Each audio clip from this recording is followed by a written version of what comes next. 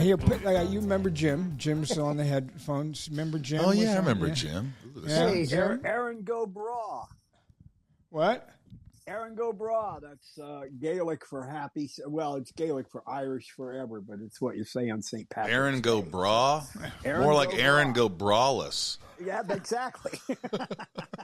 That's what it sounds like when you say it, though. Aaron go bra, but it means Ireland forever. I like it. How are you? Is that a guitar right there?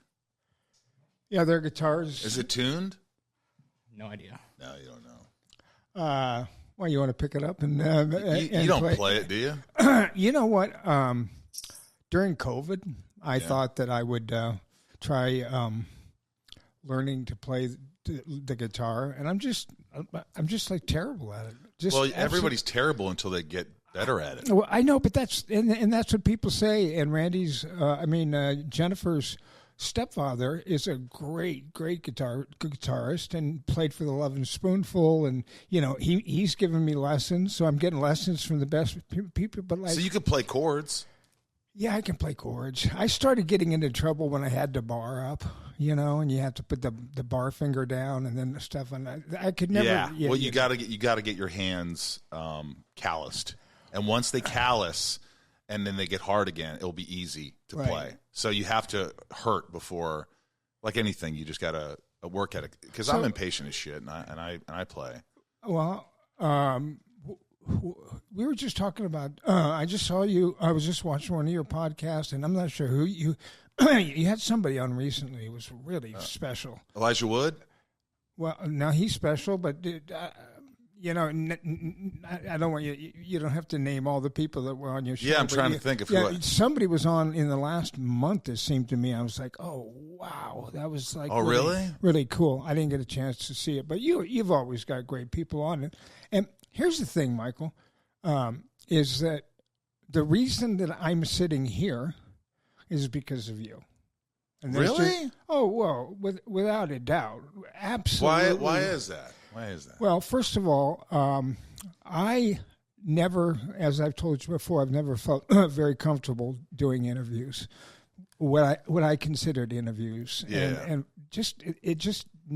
I always thought I was a good actor, but I never thought I was good at just sort of being myself and answering questions. You were one of the best guests I've ever had. Well, I swear to God. Well, But, when I would go on, I've been on Jay Leno's show before, and it's just like, I haven't. And I used to do those morning shows, and they would be, and there's something about this format that's different. And, for a long time, I think you'd ask Jennifer, hey, why don't you get Michael to come on, on my thing. I was like, I don't. And this was kind of before I knew you. I didn't know you very well, and I was like, I don't want to do that. Yeah. And then for whatever reason, I decided to do Inside of You, and I sat down with you that day, and we talked for an hour and 20 minutes, and it was so comfortable. I felt so comfortable. And it was so easy for me to do. I'd never done anything before. Kaylin used to work with Adam Carolla, and I used to do... Oh, yeah, he's coming on, I think, next week or something. Oh, really? Yeah. Adam's coming on yours? Yeah. And Adam, I'd done Adam's show, and I kind of had that same feeling, a little bit of just not really that comfortable. But I don't know if it was because of you or... of course it's me. I'm a disarming individual. You brought the best of Michael out of well, it. you know what it is? I'm a fan of not only Michael's, but I'm a fan of entertainment. I'm a fan of people.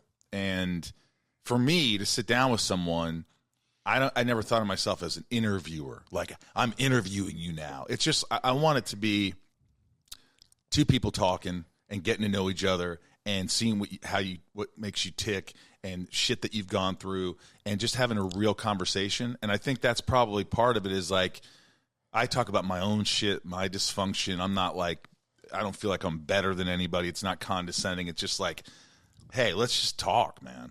And I learned a lot from you and so many other actors responded to me about that podcast that I was like, I got to have him on again because it did so well. Yeah, because people you did just two of them. Yeah, yeah, and it was and just they got great response. I was hearing from people who don't even listen to podcasts all that much. yeah. Saying, "Hey, did you catch Michael on the Rosenbaum Inside of You podcast?" Because it was getting really considerable Attention, considerable acclaim. Yeah, yeah. Well, it's funny because when people listen to you, because you don't do a lot of them, they were fascinated by you because you're a no bullshit. You're like like Robert Patrick when he was on. It's just two guys that are like, this is me. This is what I've been through. If you don't like it, fuck off. Yeah. And that's why, people, I think, gravitate. They want to hear from people who are just don't have egos, who just are wanting to be human and talk about their shit. Talk about life. And I think that's why people loved it so much. So, and you're that guy. So Well, I told you that for as long as I've known Michael, which is close to half a century now, I learned things about him from your podcast that I never knew before.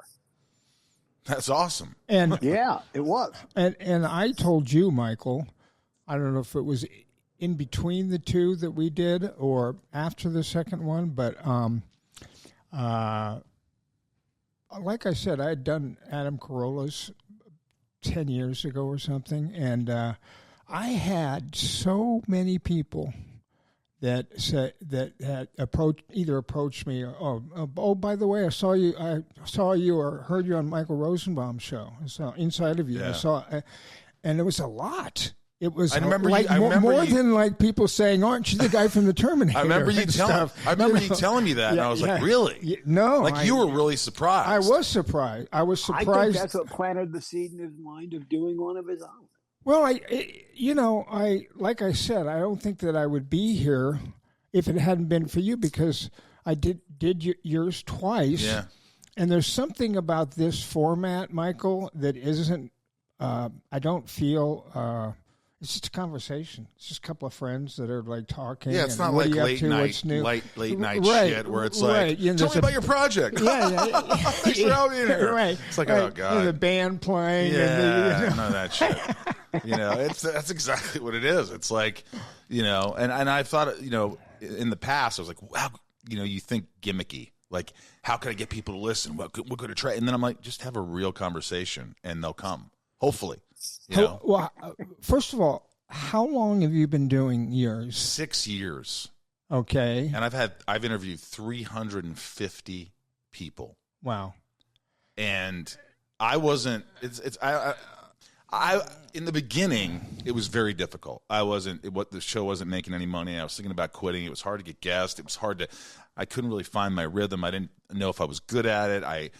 And then what happened was, I started opening up, and I was self-deprecating and real and honest, and dealt with mental health and my challenges and anxieties and things.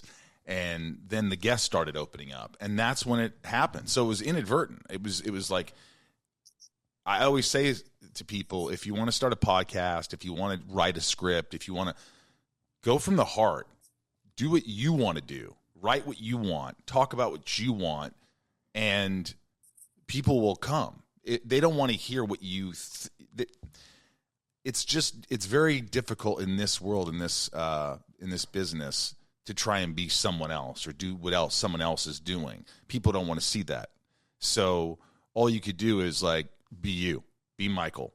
If you think something's stupid, you say, "I think that's fucking stupid." Yeah. If you think you want to talk about something, you talk about it. And there's people out there who will relate to you out there, and that's to me how. I believe that's what happened to me, because I don't think anybody was listening. And then all of a sudden I started getting an audience. I'm like, why am I getting an audience? And my producer said, well, you're being honest. You're being real. And I'm like, huh, that's cool. Do you remember the thought coming into your mind, and maybe I'll do a podcast? Maybe. And you seem to have the only podcast that I'm aware of that is exclusively actors and directors. You don't really venture into doctors and philosophers and yeah, or do you? I mean, it's funny you say that, because I'm starting to Like again, things that I think interesting. Like I'm having this guy, John Edward. He's a psychic medium. Because I was interested. Well,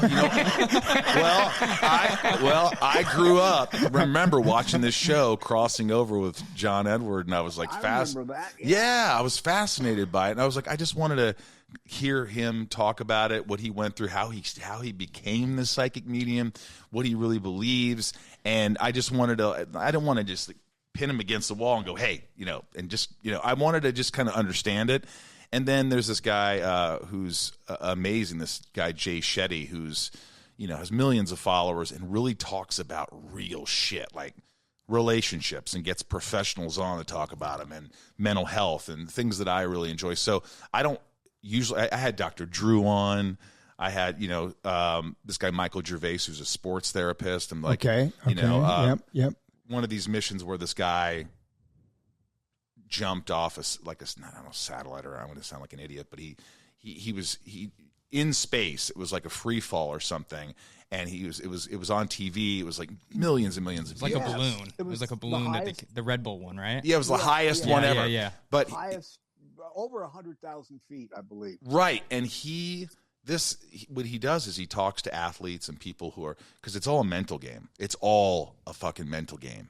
Every career, it's mental, especially in sports. So he was like, he dealt with the Seattle Seahawks when they won the championship, because a lot of athletes have to overcome adversity. And so this guy who was jumping off this 100,000 feet or whatever, they had to have sessions and talk to him about, like if he has second thoughts, if he's my fears, and to get his mind just solid, to get it clear, to get him just so he has no doubt he's going to do this. This is what his mission is. This is what he's doing. And so I find that fascinating. Like, how do you talk to someone if you don't know what it's like jumping 100,000 feet out of nowhere, or you don't know what it's like competing in the Super Bowl? Like, what do these athletes go through? What is in their mind? They're nervous. There's millions of people watching them. You've got to be on. You've got to throw the pass. You've got to connect. How do you separate and put them away and focus just on what you need to focus on? To me, that's fascinating. Yeah. Do you think obviously there's millions of people watching instead of 100 people watching, but do you think it's that much different than being an actor and doing a take and no, trying not to screw up? No, I think that you're exactly right. You go in with a monologue and how you want to do it, and then you get there, and some actors will say, oh, I don't give a shit who's watching me. I don't care. I don't get embarrassed. I don't get this. It's bullshit. You want to be great. You want to be pinpoint, fucking nail it. You want the director to be like, Michael, that was great. Yes. Fucking awesome. Yes. You want the fucking camera operator to look, past your eye line and go, fuck, thumbs up, man. That was great. We love that. We feed off of it. So when you go in there, if there's something blocking you, if there's something holding you back, if there's nerves and whatever it is, if you could learn techniques and ways to make yourself more confident, feel in the moment, all those things. And some people do it naturally. You seem to do it naturally. Maybe it was you were behind booze and stuff or something. I don't know, like back in the day. No, well, no, I don't. I very rarely. There's about 3 or 4 projects that I worked on that I was drinking. Right. I mean, actively drinking while I was working. Really? Yeah, it's difficult, isn't it? Well, it wasn't difficult at the time, Michael, because, and I know that you're not a drinker, but alcohol has a tendency to work for you as far as anxiety and things like that, and it works, and it works, and it works until it stops working. And I always talk about the fact that it used to be when I started drinking, I had this much fun, and the consequences were like way down here like this, okay? And then throughout a 40-year kind of, I started at 13 or 14 years old, Yeah. and I would stop. When I was, I never drank on a Jim Cameron movie. I never drank around Gail Hurd stuff. I never drank if I was doing. I wasn't drinking when I was doing Tombstone. Right. But every once in a while, I'd go to Canada, and it'd be some terrible. Didn't give a shit about the project. You're like, I'm having a fucking drink, dude. I can't even say these lines unless I'm drunk. I think you were imbibing when you did Jade, the second Bill Friedkin movie. Well, no, here's I was drinking. This is what I say about a lot of my drinking used to be what I call around the edges. So I would drink. I wasn't drinking. Believe me, I was not drinking in front of Billy. I was just no way I would let him smell that on your breath there, or have that on me. Billy Friedkin is the most tyrannical, most short-tempered. He's tough. He's a fucking asshole, man. Is he? Oh, beyond was. anything, and beyond anything that you can even imagine. Really? Difficult to work with. Impossible to work with, I mean, impossible to work with. I actually did 2 movies with him, and Why did you agree to the second? Money, and it was just an offer. It was a Joe Estrahouse script. It had a good cast. It had Chaz Palminteri. I think he was just coming off as David Caruso. David Caruso was in it, and Linda Fiorentino. I think It was a great cast. They were shooting up in San Francisco. But what happened with me and Friedkin was that when we did our first one, I spent about a month with him before we started shooting, and I was kind of helping him shape my character a little bit. And my dad was a lawyer, and I was playing a DA in it, and my dad used to carry around a recorder all the time, and he would record stuff into it and then jot it down later on. I'd mention stuff like that to him that we'd put that in, and we worked on the character, and he's a fascinatingly brilliant guy as far as knowing religion, history, music, opera, and films. But not a people person. Well, when he's not on the set, Michael, when he's not on the set, he's, like I said, he was absolutely awesome to me. And I had, my agent, Ed, said to me at one point, he's got a bit of a reputation. I'm like, I'm hanging with this guy. His taste for food, wine. You had no idea. Well, what happened was we went up to Stockton to shoot this movie, and evidently he wanted everybody staying in the same hotel. And I had just gotten married to his mother, and we wanted not William Friedkin's mother. Kayla's mother. Yeah. I just married the director's mother. I'm a motherfucker. But go ahead. And so Gina and I had gotten a little apartment that was catty corner to the hotel. I mean, you could take a rock and throw it and hit the hotel. I wasn't even aware that everybody was supposed to be in the hotel, or maybe I'd heard that, and I'm like, well, we're just going to get a place right here, right?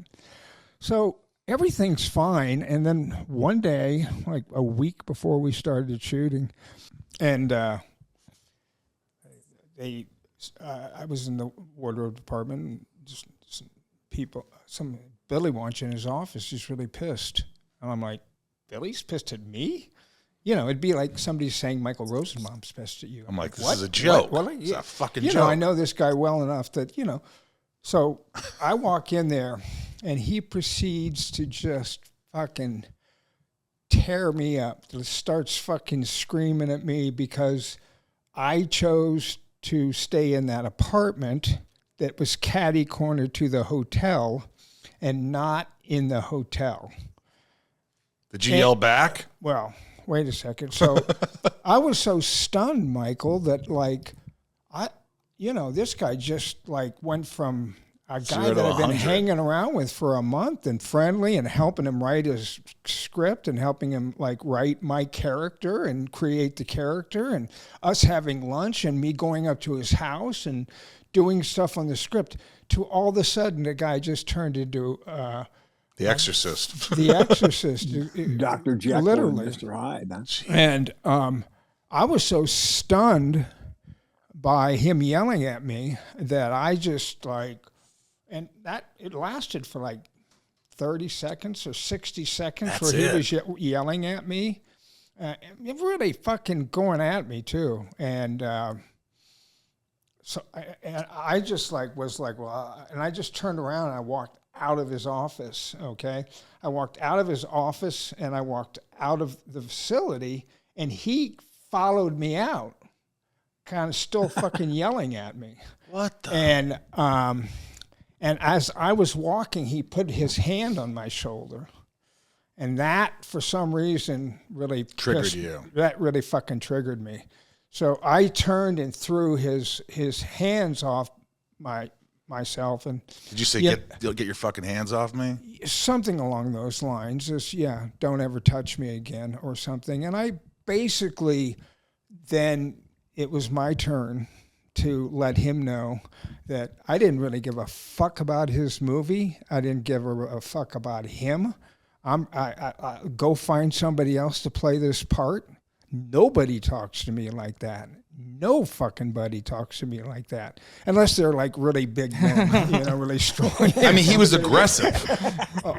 He's known for. He does things like he'll slap actresses and actors to get a reaction out of them. I heard he'll that. shoot off guns behind people.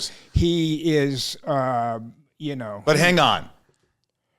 When you said, I'm not fucking doing this, Bob, did he kind of melt a little bit and go, oh, I'm sorry. No, he would never say he was sorry. But, I told him he could fuck off. I don't need his movie. Go find somebody else. That's what I said. And I walked away. Something along those lines. It was a long time ago, but it was something along those lines. Yeah. And I went back to his mother, Gina. Was like, oh my God, I can't believe it. We might not be doing this movie. And then, nothing happened. And so I did the movie. And he was the But it wasn't. It was tyrannical. It was never the same after that moment. After that moment, he left me alone. He didn't fuck. Did he with ask to give you direction? Yeah, he would give me direction. And were you attentive? Were you like, all right, okay, fine, just kind of like business? No, I think that it was, as long as somebody isn't treating me badly. He treated me badly. I said, don't treat me like that. And he never treated me like that again. So, once the boundaries are set, I'm not going to hold a grudge against the guy for the rest of my life because he had a bad day. I don't know. I think that goes two ways. I think, if somebody said, let's say my girlfriend walked in and said, you're a piece of shit and you did this and you're a fucking idiot. And then I said, hey, don't fucking talk to me like that again. And then she walked out, and then we had dinner that night. I'm still thinking about when she called me a fucking idiot. Well, I was always thinking about it. And here's the thing about it, Michael, is he treated everybody on that movie horrifically. Even Chaz? Not Chaz. That was the second. Oh, that was the second one. That was the second one. Right. The first one, he had a bunch of novices. I was like kind of the most well-known actor at the time. And, he was such a prick and so nasty. Jesus. And so aggressively scary to people that I tried to give him the benefit of the doubt because we were doing a movie about a serial killer. And I thought maybe he was trying to create so much tension on the set that it would kind of like bleed into his movie. Maybe, like, yeah. So I mean, that's the. Some people thrive out of that sort of thing. They, when everybody's on edge and they like that. They thrive. They like that excitement. That gives them, I hate it. I hate confrontation. I don't like confrontation. I don't like aggressiveness. I don't, especially the older you get, you're like, I don't have fucking time for this. Right. Who's this joker? Get him the fuck away from me. Right. I don't, you know what I mean? Yes. I think the older you get, the more you're just like, I just don't have patience for it. I was too young, and I wasn't that young. I was like 30 or 31 or 32 or something, but I wasn't that young. But if it had been me now, I would not have continued. I would not come to the set if he was going to treat other people the way he treated them, because he treated everybody on that set the way that he tried to treat me. So you watched it every day on that set. Pretty much. Saw him, and you were just like, God. Yeah, people were fucking scared. People crying? Well, they weren't crying, but he had a very young crew. He had a very young camera crew. He would basically come in, tell the things how to light it or whatever. You know how it is. Walk away, and then we'd all come back.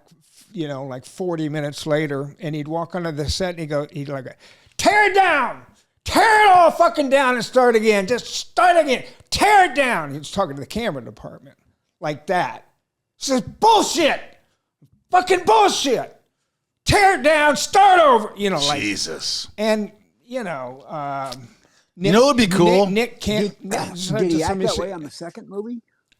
No, not as much, and I don't think he probably acted that way with Gene Hackman, and I don't think he acted that way, with Nick Nolte. And no way, they'd kill him. No, of course they would have. And if I had been a little bit older and a little bit wiser, I would have just said, listen, I'm not coming to the set until you can just act like a fucking human being. And I mean a human being. And I give him the benefit of the doubt that maybe he was trying to create so much tension on the set that he thought it would bleed into his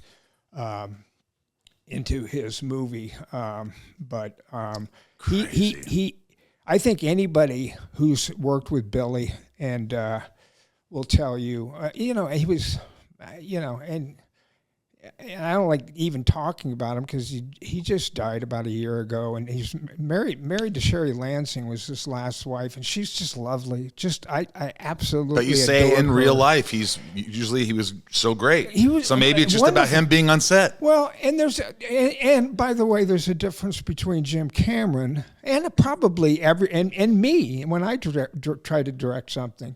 There's a difference between Jim Cameron when he's working and Jim Cameron when he's socializing. Right. It's just, there's an intensity. But it's not, fuck you, you're an idiot, I never have found Jim abusive at all. He doesn't coddle actors, and he can be very sarcastic, and sometimes that can maybe be a little... He can be very cutting, yeah. Yeah. Sort of like, maybe you should do it better this time. That was awful. He can say things like, don't help, don't help. Yeah, Michael, don't help. But you know what? As a director, one of the notes I got when I first started directing, I asked this guy that I was really fond of and had directed a ton and produced, and I said, "You have any notes?" He's like, "You're gonna know who you need to coddle. You're gonna know who you can say, 'Fuck off, do it again. That was terrible.' You're gonna know their personalities and how you can deal with each person." But would you ever say that to anybody you were directing? No, Fuck off, do it again. That was terrible. Unless you're doing a comedy and you're all fucking having laughs. I mean, you wouldn't do that. Well, it would anybody. depend. If I was working with you and you did something and it was kind of an inside joke, I'd go, fucker, that's too funny. Don't make it funny. Don't smile. Fuck. Fuck. Yeah. Kidding around. But I wouldn't be like, dude, fuck, you do better than that. That's fucking terrible. I mean, that's not productive at all. Didn't Cameron say to you one time, Michael, that's exactly what I don't want? Yeah. But he knew you too, and I knew him, and that's a different, and I told him at the time, it's like, well, you can't play me, so give me a line reading, then give me a line reading. I'll do the line reading and let's move on. And Yeah. he gave me a line reading and I did it the way that he wanted me to, and we moved on. And I'm the same way. And, I'm the same way. If I don't understand, I go, do me a favor, just tell me how you want me to say it. Seriously, tell me how you want to say it. This will be a lot faster. I want you to say it like this. Don't give up. Thank you. Don't give up. I love it. Then the directors Don't give up.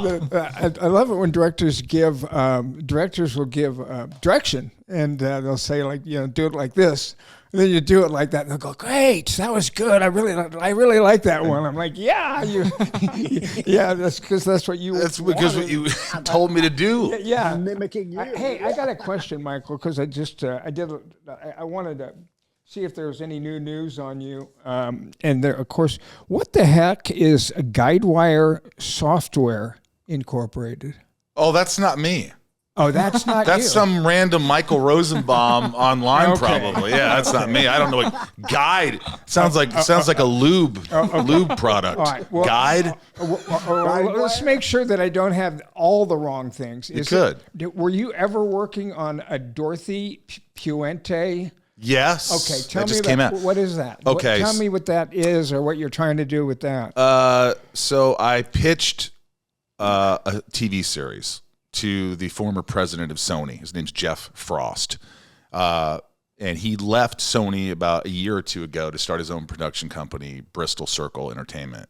And their first project with Bristol and Jeff producing is Vince Gilligan, who created Breaking Bad, his show. Wow. And so he read something that I wrote, and I went in there and we talked about it. And he goes, well, has this project been out anywhere? And I go, yeah, we pitched it a few places. And he goes, oh, because I really love it. But if it's already been out there, he goes, is there anything else that you have? Anything else that you, and I go, yeah, I have this idea. It's based on a true story. And I pitched this 15-minute off-the-cuff sort of story about this woman, Dorothea Puente, who was Sacramento, if not the country's most notorious serial killer, female serial killer. And what she would do is, in Sacramento, she had a boarding house, right? And she had her tenants were people with schizophrenics, mentally ill, elderly, drug addicts. They were getting money from the government, right? Yeah. And she would take cash, barely on the edge of society, right? People that no one would know or know that they were gone. She would cash their Social Security checks and she would kill them and bury them in her yard. Wow! But there's such an amazing story behind it, and then of course it's based on a true story. So I brought a whole bunch of ideas, got a showrunner, and so right now we're just trying to find the right actress for this role, and then I think it's smooth sailing. So it's tough because it's like maybe Charlize Theron would like to do another one. well, you need a 65. She was pretty brilliant. 65-plus-year-old woman most likely to play this role. Yeah. But what's crazy there's so many crazy facts about this woman. She was saying she was 10 years older than she actually was. Most women or guys, they want to say, I'm younger than my age, but she was, and, she had served, and she went to prison for fraud, and she ran a brothel. Her mother was a sex worker. Her dad was an alcoholic. Yeah, that sounds fun. She had put it on a screen. I want this to be sort of the female version of a Dahmer-like show. Yeah. It was really dark, but also it will have, there'll be some grounded comedy in it, but I'm excited about it. So, we'll see what happens with it. How far down? Do you have? It's still pretty early. I mean, we have our showrunner, our producers, but I think the biggest hurdle is we want to get a great actress. So we're going out to some big names right now, and so once that happens, then I think we're off to the races. But I have what's that? Kind of a Sweeney Todd vibe about it. It seems and it's a larger than life character, and the angle we're going. You need an Angela Lansbury. Well, what's funny is I was so fascinated with this case that I got in touch with somebody who knew someone who connected me to the head detective of that case. Okay, and I was Zooming with him for an hour, and I recorded it, and we talked, and he told me everything about this case that he could tell you, but it was just fascinating and such dark shit that I didn't even know, and it really helped. So it's a fascinating story, and we're just excited about it. So we're taking it step by step. But I have a couple of those projects. I'm doing a hockey one that I wrote, and we're about to start pitching that one. And it's more about family. And I grew up playing hockey, and my dad was the president of the hockey league, and he was tough on me. And so it's about relationships and about it's dark, but it's also humorous and touching at the same time. So I'm just, my favorite thing to do now is, in the last 5 years, I used to always think about the end result. Like, oh, if I do this, and then I just wanted to see it done. I never thought of the process. A lot of times I wanted to, it's like, I got a movie, but now I got to work.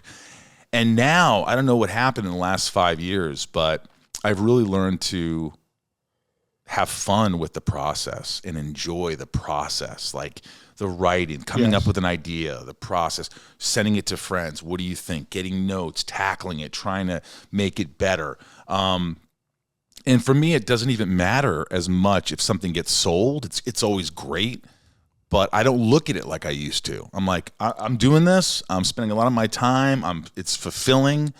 And so I really am thankful that I got to a place where I could just sort of appreciate being in the moment, what I'm doing, working with people. And I never thought I'd say that. Well, but it's true. Michael, I've always, thought of you as an actor, and I,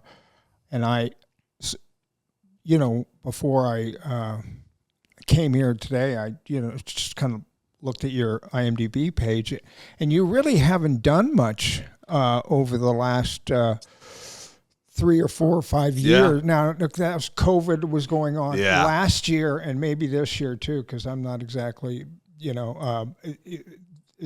it's been bad for business.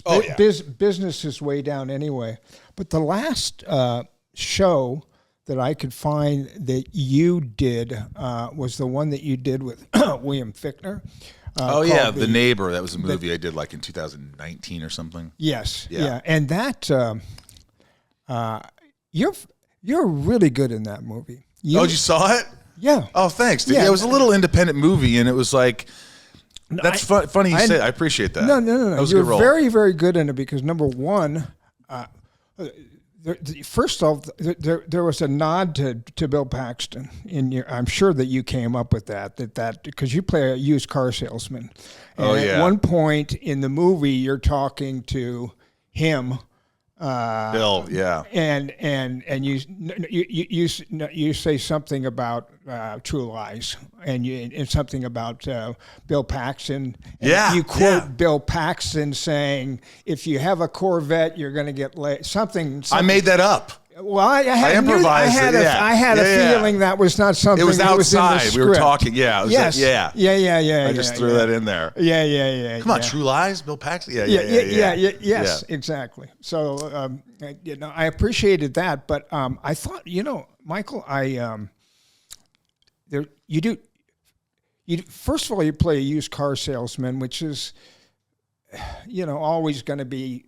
It's always going to have a taint to it, but you're so charming and so friendly, and so, hey, if you want one, I got one right here. Yeah. I can get you into one, And then it flips. I didn't find that I just thought you're very charming and very good looking, and just I just thought you were really, really wonderful. Thanks, and man. Then when things turn and he's coming into your house, and before that, when you're out on the lawn, before he follows you into the house, you turn into, the fuck are you doing here? And in a really nice turn of anger. So there's a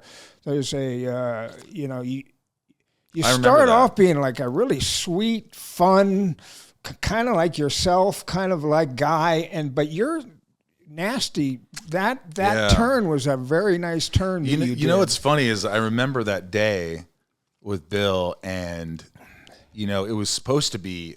It felt like they wanted it bigger. Like, what are you doing here? And I go, let me just take this. Yeah, you did a great job. And I remember just going, what are you doing? Yeah. What are you doing here? Yeah. Why are you in my house? Yeah. And that to me is more intimidating. That's scarier. It's like, I'm just trying to understand why. Yeah. Are you okay?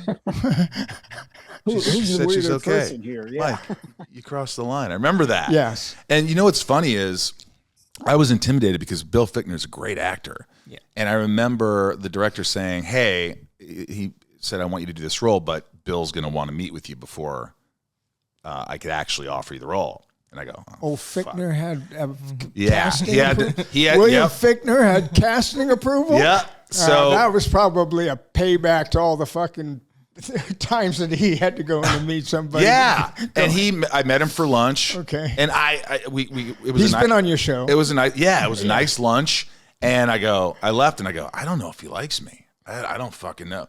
And then the director called me and goes, Aaron called me and goes, he loved you. You're good. We're good. And I'm like, oh, great. And I remember on that set, I wanted. So you didn't audition for that? No. Okay. I didn't audition, but I really liked the role, and I thought it'd be fun. I wanted to work with him.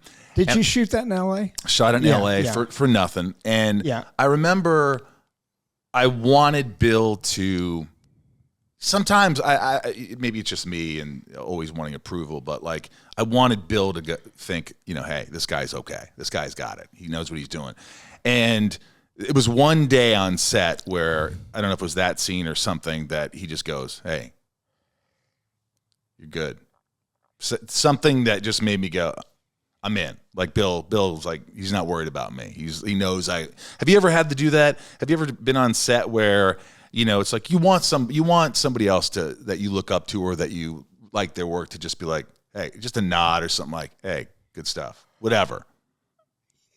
I'm not sure, Michael, that I look for that, but if it happens, I certainly appreciate it. Right. I'm not saying for him. I was kind of looking for something that was like, I want you to know, I got it. I want you to know I fucking got it. Not that he had to tell me it, but I worked hard I wanted him to see that. Yeah, there's a difference, Michael. There's a difference between you and me as far as, and we've talked about my side of it before, which is like, I'm not here to impress you. Yeah. Okay, I don't give a fuck what you think. I don't, Yeah. I'm going to do my thing here. And, if Ed Harris goes, oh, nice take, Michael. That's it important. Means something. That's right, sure. important. That's what I'm saying. It's like an acknowledgement. Yeah. But I always feel. I don't expect it. I don't expect anybody's going to say anything. No, I know. And but I always feel, Michael, that with all of your, my creditors calling me. That's amazing. I feel, Michael, sometimes am I wrong in believing that you're like still trying to prove something to somebody? Sure. I mean, I know what you're. Yeah. Okay. When a director gives a note, and you're like, I got it. I know exactly what you're talking about. Right when you said that. For me, I think it stems from childhood, and nothing was ever good enough that I did, and no one ever said, "Hey, you're great," or "You're good," or "I'm proud of you." Did your parents tell you they loved you? No. I mean, my mother would say it every once in a while, but I'm not sure I believed it. I think she was just on Valium. But no, I love my mother, but I think I love how I have to throw that out there. No, I love my mother. Just in case you're listening, Mom, I love you, Mom. Take another Valium. You're a real bitch, but I loved you. I didn't get it. I didn't get all that I think I felt I needed, and maybe they thought they gave it to me, and they were old school. My dad especially, but I think I always tried to impress him, always tried to, hey, I did good. Dad, I did good. And you never lose that. but through therapy and talking to people and understanding myself and who I am and where I came from and what I'm about. And I'm aware of it, but it doesn't mean so much to me anymore like it used to. Okay. And that's the truth.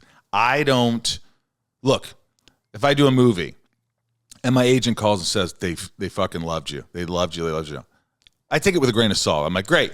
It's nice to hear. If a director says something to you, like you said, but I certainly am not going to go on set now and expect that and want that and need that to think that I'm doing a good job after all the work I've done in my career. I feel like you have to know at some point you have to look in the mirror and go, you're fucking good. There's no denying it. You're good. You're good at what you do. You may not be great at every role. You may not be in a lot of great movies, but know your worth. And I do know that. I know that I don't look at things as closely. If I write a script, I'm not terrified at what people are going to think. They love it. They hate it. They have notes. Done. It's out there. And I'm much more. I'm in a good place where I'm lucky. First off, I'm very grateful because, in this business, you always, people have to work to make a living. And for years, I did, I worked hard and made a living. And then there came a point where I'm like, I don't want to do this unless I really, really want to do this. And so it's tough because my agents, they're always like, what, this, and I'm like, it's specific for me. I know what I want, and I've turned down things. I don't have to work. Right. I don't have to do everything. And a lot of things I turned down that are big shows. There are big shows out there that I'm like, my friends are like, you could have been. I'm like, no, it's not. Congratulations to them, but I still don't want to be in it. Yes. I don't care that it's a success. Good for them. Yes. It's not something I want to spend 8 months grinding or 8 years doing. Yes. If I don't want to do it, if there's not an element of fun, if there's not something I can connect to, if there's not, and there's other factors. The older you get, you have a family, you have your dogs, you have if you have a girlfriend or a wife, you have your friends, you have a life. You have a life, and I like my life, and I like to do a lot of nothing. I really like to do a lot of fucking nothing. Have friends over, or go somewhere for the weekend or whatever, and I enjoy that. And people say, well, do you want to act anymore? I'm like, yeah, I do, but it's just got to be something I either create, or if one of my friends asks me to do something that's actually good, then I would do it. But I don't want to be like, I don't want to do like when they send me these 1 hour shows. I did that. And if you're in a 1 hour show, you're going to be wherever for 8.5 months, and it's a grind. I know it's a grind. It's a grind, and it's just not something I look forward to. So I kind of want the easy way out. It's a half hour. It's going to shoot 3 months. You're not the lead. You kill it. Your character's great, but you work maybe a day or two a week. That's the kind of shit I fucking want if I could find it. And that's just being truth. That's truth right there. Truthful and honesty, because life's too short, man. And I'm in my 50s now, and it's like I don't want to be grinding forever if I don't have to. Of course. And by the way, it doesn't mean like, I'm self-made billionaire and I don't have to. I just have enough where I could make decisions based on how I feel and what I want to do. Yeah. Is that one reason why you're developing material these days? Yeah. And, funny enough, the hockey one I actually wrote for myself to star in it. So if I do sell it, then I'd be in it. But then I have a sense of there's power to that. There's not power, but there's the ability to, like, it's creative. Like, I'm writing something for myself, and then you hire a writing team to help you break stories and do this, and then you play this role that you know how to play. You were born to play it. You wrote it for yourself. To me, that's kind of fun. Like, that's fun to be able to, not somebody writing dialogue for you and sending you new scripts every week unless they're fucking genius. Yes. But there's some fun to that. And it'd be, and kind of the ego in me is like, dude, it'd be cool to be the lead role in your own show and go have a good time. And everybody in the crew and cast is going to have a blast, and you're going to make sure of that because you're the leader. Yeah. I know how to be a leader. I know how to entertain, and so hopefully I'll be given, those things. Do you envision acting in the or the production you're developing about Dorothea Puente? Yeah, I don't have, Are you going to be one of the victims? No, who knows? I mean, maybe, down the road. But body number 3 when they were I never thought of myself being in that. But people say, would you play a role? I'm like, if it comes to it and there's something that, we write in there that makes sense. But I'm not saying, I'm the creator and writer, and now I have to be in it. I'm like, I just want to make this because I want to watch it. And a lot of times I don't like watching the shit that I'm in. So the goal would be to create something and then have it on TV and then just sit back and go, I don't have to worry about me popping up in this fucking thing. I'm just going to watch it and enjoy it as an audience. As a fan. Yeah. As a fan. That excites me. Like to create something and get your hands, dirty and really early on. Yeah, man, that's cool to me. Mm-hmm. Isn't that cool to you? Yeah, absolutely. Absolutely. Yeah. Well, it was always the best part of the business to me. One of the things, Michael, and I've talked to you a little bit about it on your show, was that my expectations about being successful, I wanted to prove something to my parents. I've basically dropped out of college. My mother's a doctor, my father's a lawyer, my brother was in law school. I went to the University of Arizona and partied and dropped out of school. And that's, going back home. Disappointment. The dropout, And yeah. I'm just, my thought, at the time I thought, well, I'm just going to go be an actor in L.A. I was on a drama scholarship at Tucson, and I just thought, well, I'm just going to do that. And in my mind, I thought, well, I can remove myself from my parents and my family and go get lost in L.A. for a little bit. And then bit by bit, I started, working a little bit. But, Michael, for me, and I think there's a difference because I think it's taken you 25 years, but for me, it was like, I can remember getting my first job where I was like modeling. And it was like, oh my God, this is incredible. Yeah. I would do a Jensen swimsuit ad. It would end up in Playboy magazine. I'd run home, show that to my parents, And what'd they say?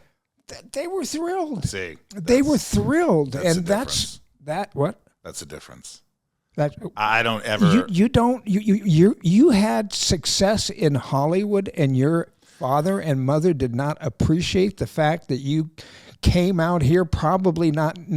They did. They did. I'm not saying they didn't, but it was until Smallville, until that hit, and that was kind of a universal thing. There was nothing that was a big deal. Really? There was nothing that made them go, oh, this is cool. This is impressive. When they saw you on TV? Nah, it didn't matter because it usually wasn't great or it wasn't as great as they thought it should be or, oh, you're on a mediocre show. It really? Kind of, it wasn't. I thought when I moved out to California to do a TV show, I thought I made it. I thought you have made it. And when you get to Hollywood, you suddenly realize, I don't know, maybe it's me that made me realize that you're not. When you're not on a hit show and you're on a show that's not very good, you haven't made it. So I hate that what I'm saying is I hate that I felt that because I really was having a good time and enjoying it. And then it wasn't until I started to understand like, oh, nobody's impressed with this at all. Nobody really thinks what I'm doing is any good and it's maybe embarrassing and I'm not... And no one's complimenting me. None of my family's going, hey, congratulations, you're on a show. I thought I was like, this is so cool, right? They're like, oh, God, it's so bad. So it was kind of like you build yourself up. You're like, I did it, and then boom, it's not good enough. This is from your parents, or I think it was a combination. Do you think any of it is just yourself, Michael, not proving something to you yourself? Because I always think if it's a TV show, if it's a soap opera, whatever it is, no matter what it is, if you're working in this town, you got to be kind of talented. You've got to. Okay, go ahead. I don't know about talented. I thought you were going to say grateful. I think you got to be grateful, but I don't think I don't think everybody that works in this business is necessarily talented. But I think that some people are luckier than others. I think there are so many more actors that are not working that are so much better than a lot of people that are working.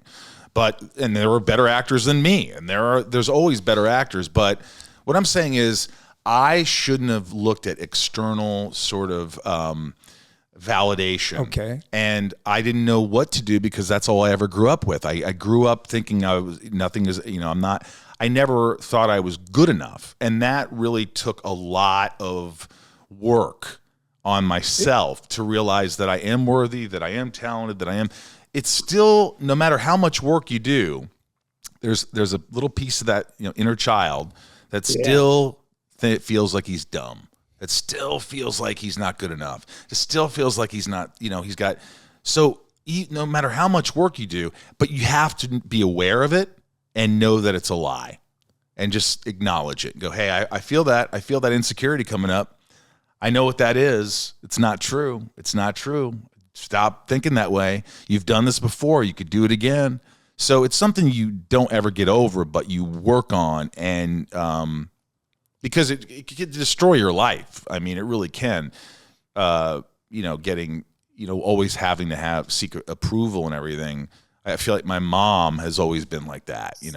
I think she just wanted everybody to think she was great or she was this and that, and it's a sad world to live in, because there's validation external, right? There's like, you're great. And what happens is that kind of feels good. It feels just like love, right? It feels the same. It's the same feeling.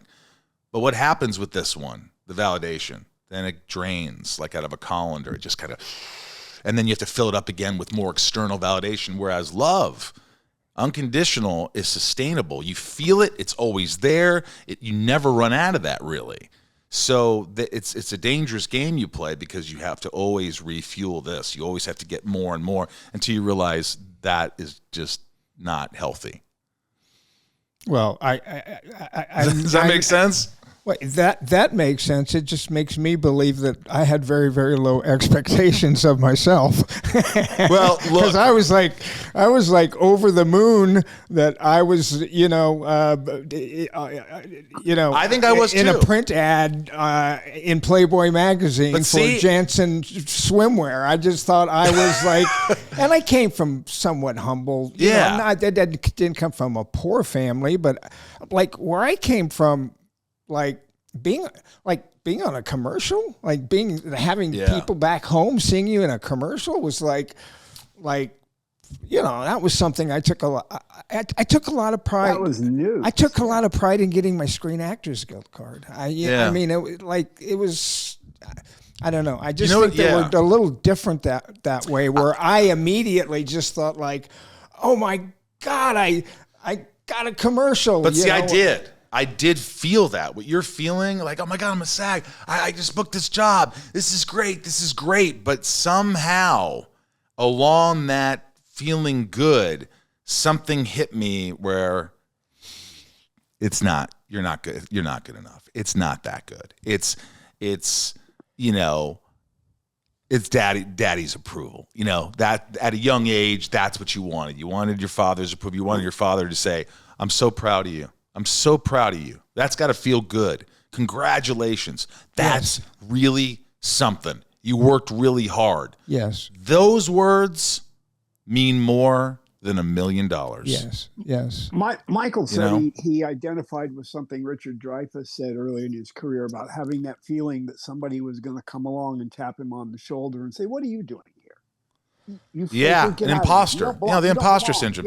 Yeah, exactly. Everybody, a lot of people feel that, but I always say, like, if you have kids, there's nothing, you can give them everything in the world, but if you don't give them, love and unconditional love, and just say you're proud of them, just take time and listen to them, those things go a lot further than money and fame.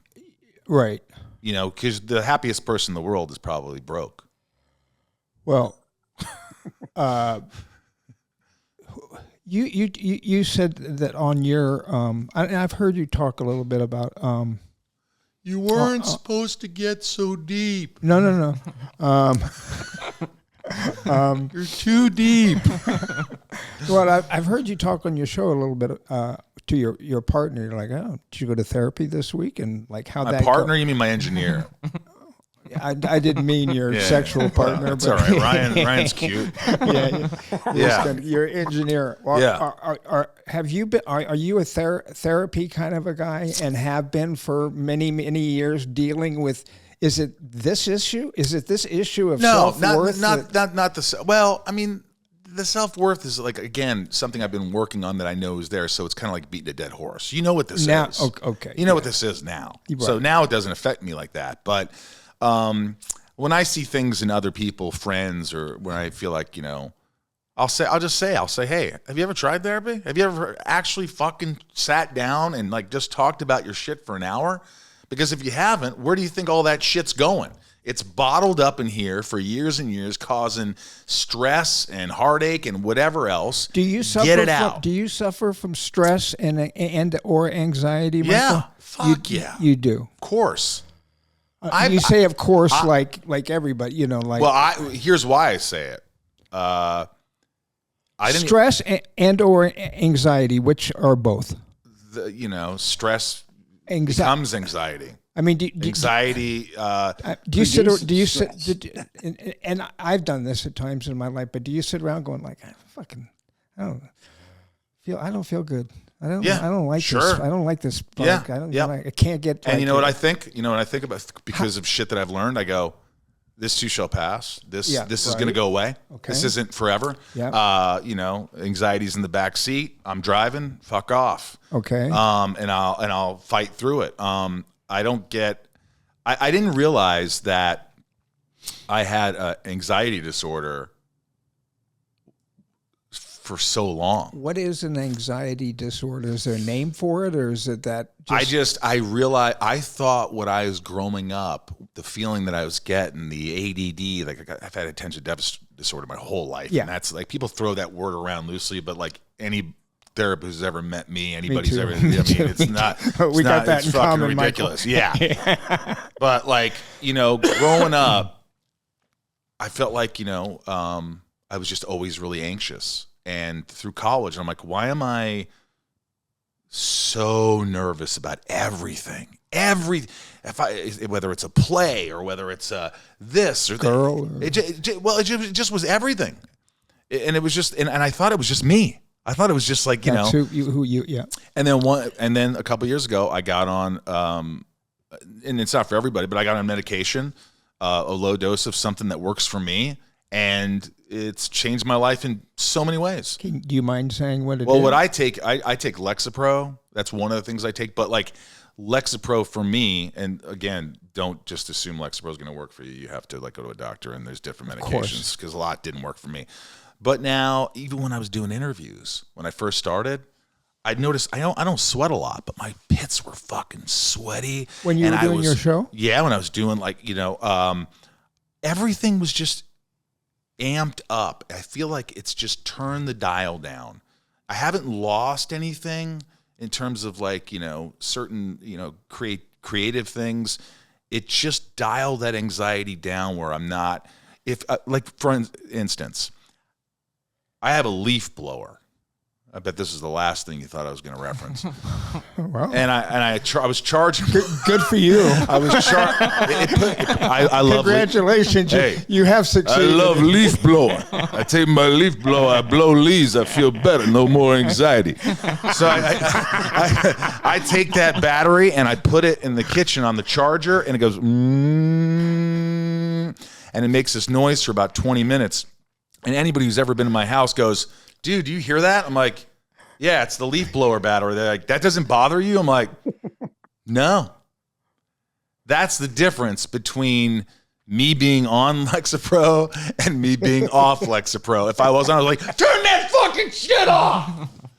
You know, I wouldn't be like that, but does Jim or you can tell me, or Kaylin, what is Lexapro? It's one of those. Is it not a class A drug?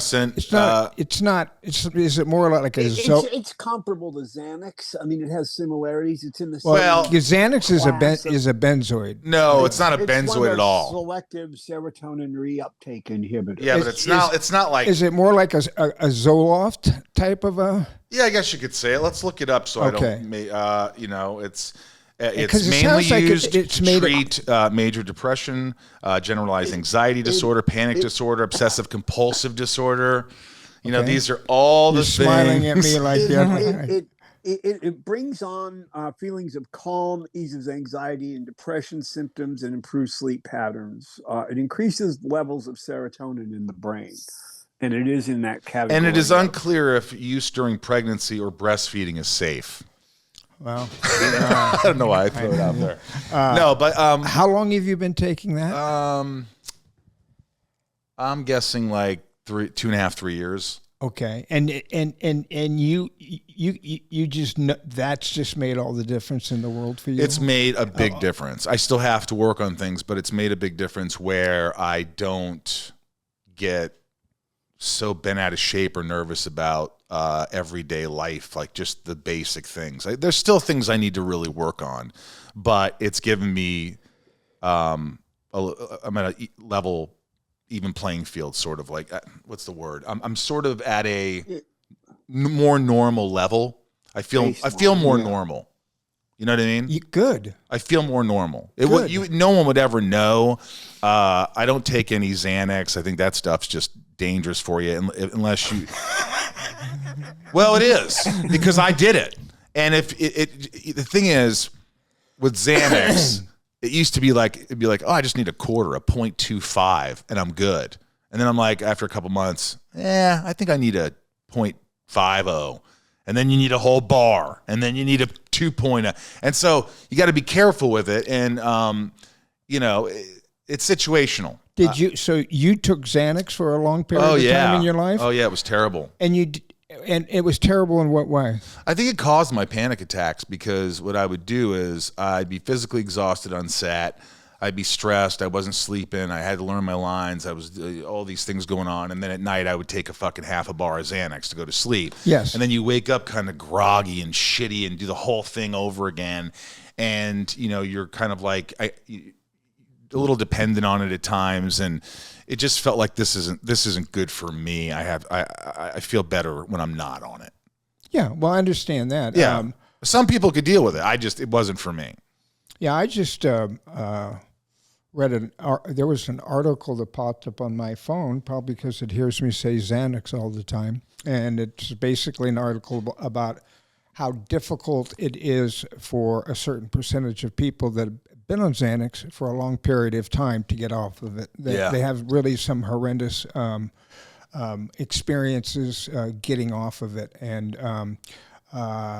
what's the name of it? Jordan Peterson. You know Jordan? Yeah, Jordan Peterson. I want to get him on the podcast. He's great. Well, he's gotten. Well, yeah, he is great. He's so smart. He's not somebody that but he was on it, Xanax, and he tried to get off of it, and he had such a horrendous time trying to get off of it that he ended up going to Russia. And guy needed to go to Russia to get off Xanax. Yes, he did. That's an addiction. Did you note when you stopped taking Xanax? Was there any sort of like like what I would call like hangover effect? Any kind of Yeah. like there was. Yeah, fatigue and things like that, and like and more irritable and things like that. Because there are better things you could take if it's about sleep. If you need to sleep, don't take Xanax. There's a lot better things you could take to sleep. Like what? I'm not trying to put you on the spot, Michael. It's just that I take Xanax. Okay, I'll tell you what look, again, don't take this. If don't think, oh, I don't sleep. Maybe I'll try that. But what I take that works for me, and I haven't gone up in dosage for 2 years, is trazodone. Fifth of Jack Daniels. Trazodone. I take trazodone. Trazodone. Okay. I take 50 milligrams of trazodone, and I go to sleep, and I feel good the next morning. Okay. And I ask my doctors, is it dangerous? And they're like, no.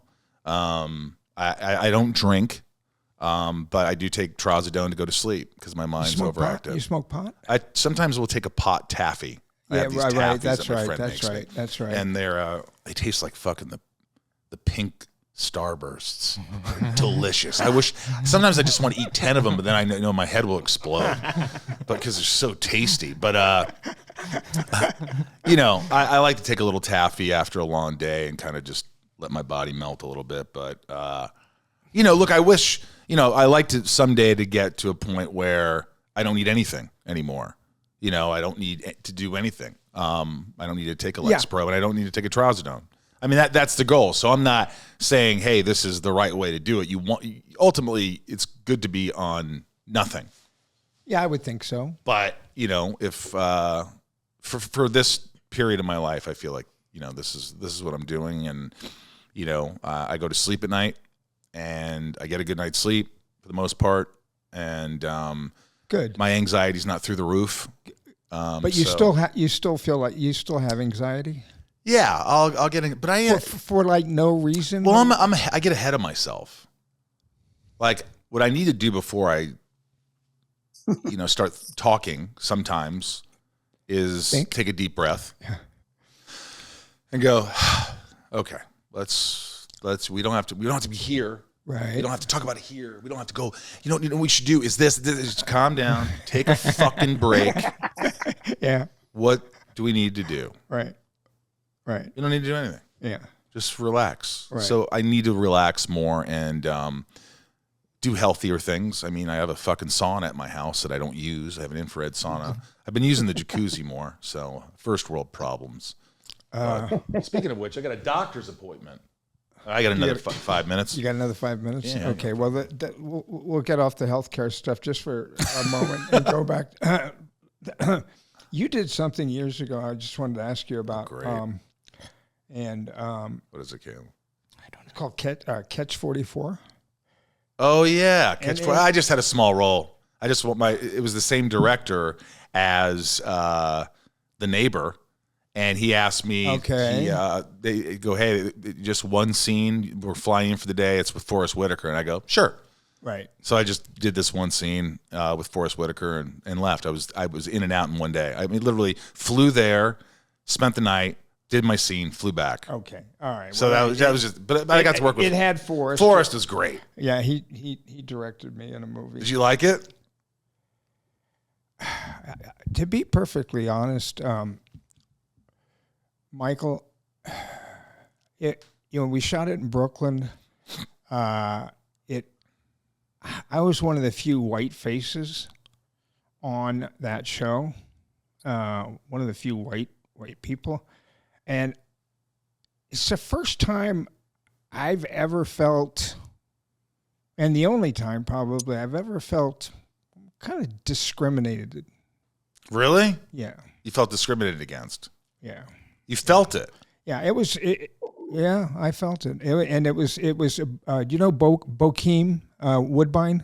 Do you know the actor Bokeem Woodbine? I think so, yeah. It was introducing him, and it all took place in Brooklyn, and I played this cop who, and it wasn't a very good experience for me. I always felt a little bit like an outsider. Maybe that's how they wanted you to feel for the role. Well, it could be.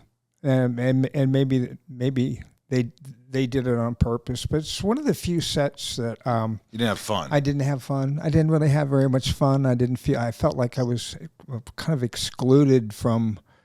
Glad to get it over with, huh? Well, I had a good time in pre-production because I was in Bedford-Stuy and I was with the police department. They did do that for me. They gave me 2 weeks to hang out with the Bedford-Stuy Police Department. And I was banging down windows and wow, knocking down doors and in the projects and stuff. But I didn't feel like anybody really liked me very much, and I didn't really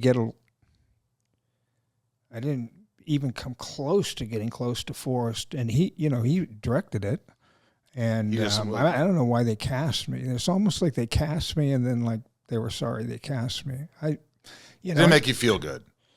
I didn't feel good. They didn't make me feel good at all. But I've been on sets where I feel like I don't know why I'm here.